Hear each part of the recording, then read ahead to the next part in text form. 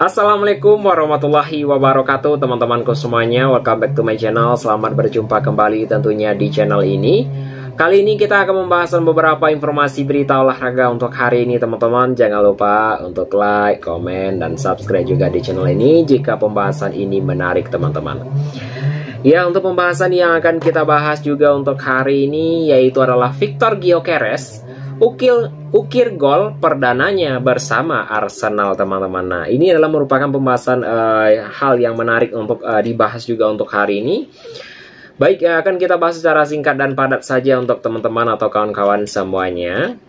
Yaitu adalah Victor Gyökeres akhirnya membuka rekening gol untuk Arsenal saat membantu timnya menang 3-0 atas Athletic Bilbao, teman-teman. Yaitu momen ini terjadi di laga pramusim juga yang digelar di Emirates Stadium, yaitu pada tanggal 9 kemarin.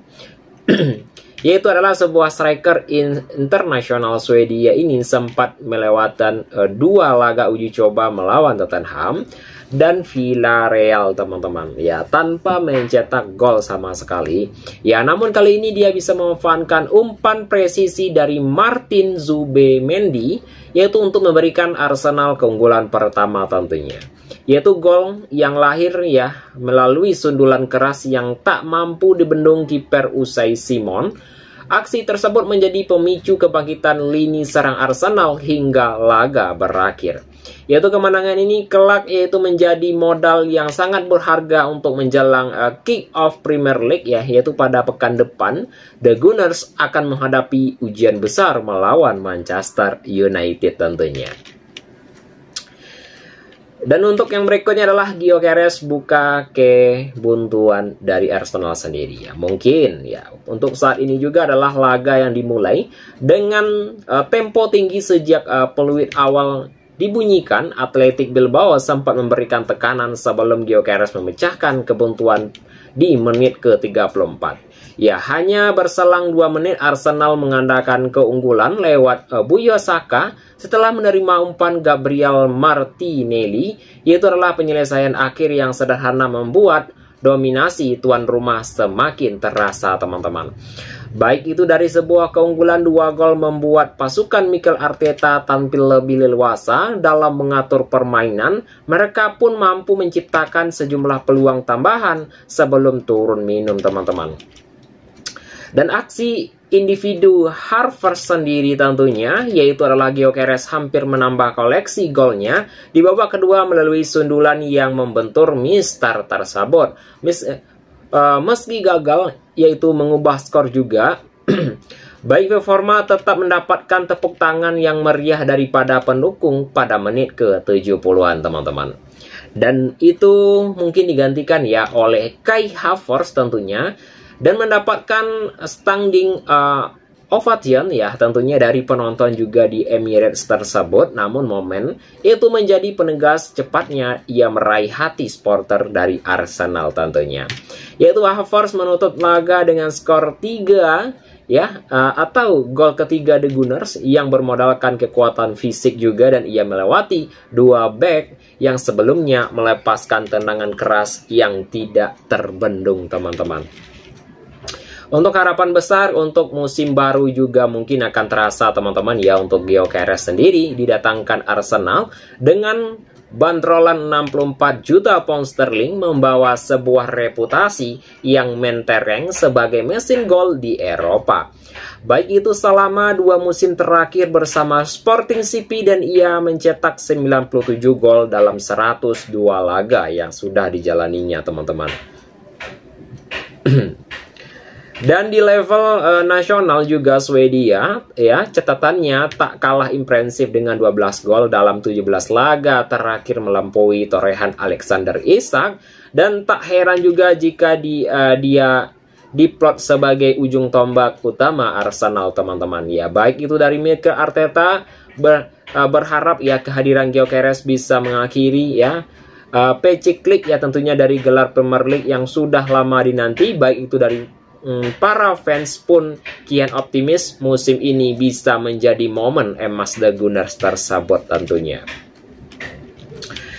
Dan untuk yang berikutnya ya teman-temanku semuanya, kita akan membahas ya untuk pembahasan yang berikutnya lagi, yaitu adalah AC Milan ya mulai membahas pembicaraan transfer dengan Rasmus Højlund teman-teman ya.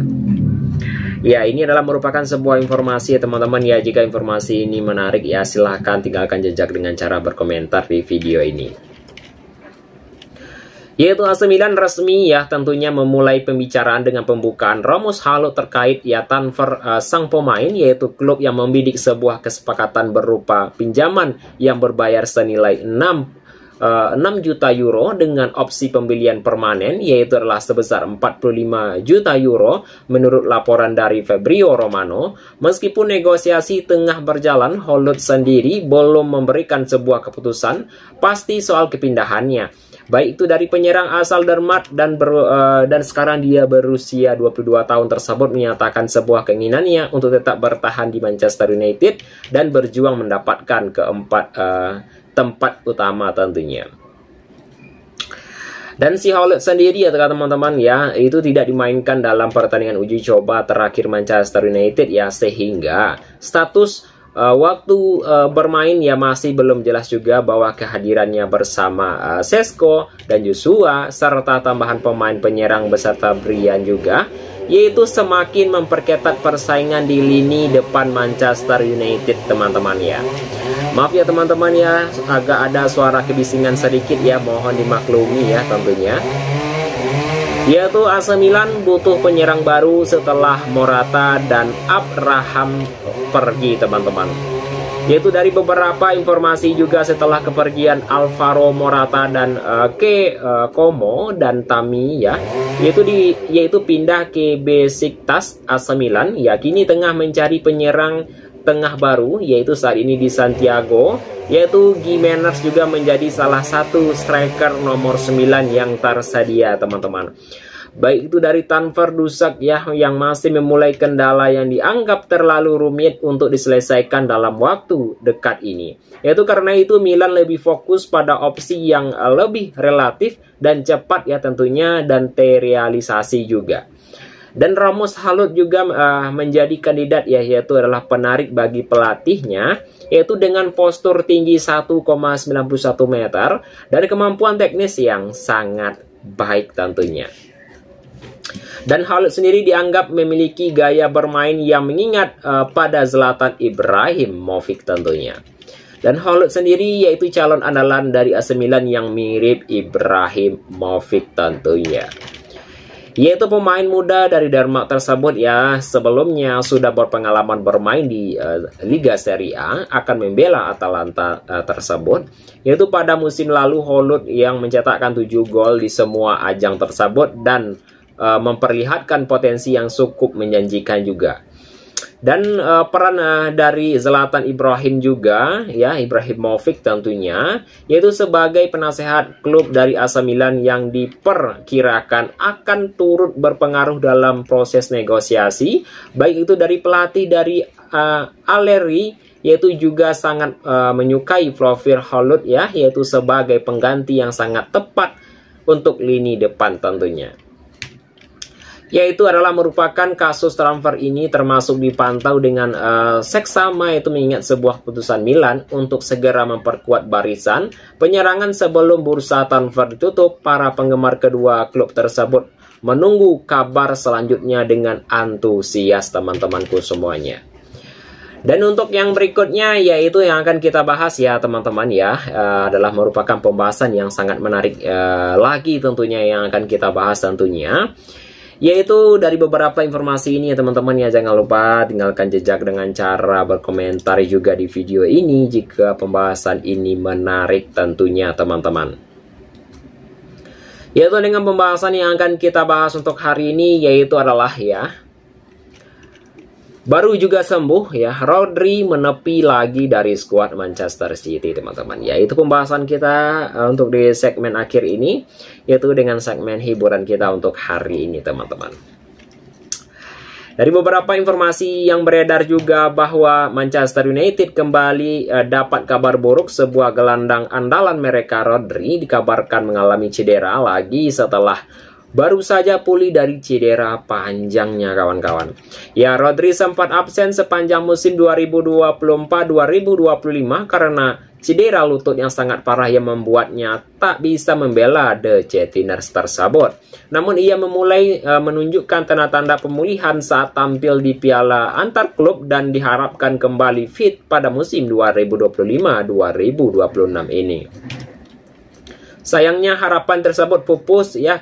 Kembali ada kabar yang mengejutkan, Rodri dikonfirmasi mengalami cedera lagi kawan-kawan ya. Sangat sebuah kabar hal yang tidak mengenakan juga bahwa Rodri kembali cedera, dan kabar ini dibenarkan langsung oleh pelatih Manchester City Pep Guardiola, dan Pep Guardiola sendiri mengungkapkan bahwa Rodri mengalami cedera dan bermain di Piala Dunia Antar Klub sehingga ia harus kembali menepi dari skuad utama mereka tentunya. Rodri mengalami cedera yang sangat cukup serius di pertandingan melawan Al Hilal, yaitu ungkap Pep Guardiola, yaitu tidak absen terlalu lama. Meskipun begitu ya, Pep Guardiola memberikan sedikit angin segar kepada fans City yang khawatir Rodri akan kembali absen dalam waktu yang lama. Pelatih asal Spanyol itu menyebutkan bahwa Rodri berpeluang kembali bermain setelah jeda internasional di September mendatang teman-teman. Dan kondisi Rodri saat ini sudah membaik dan ia sudah berlatih dengan baik, dan kami berharap ia sudah bisa atau sudah benar-benar fit setelah jeda internasional nanti jelasnya.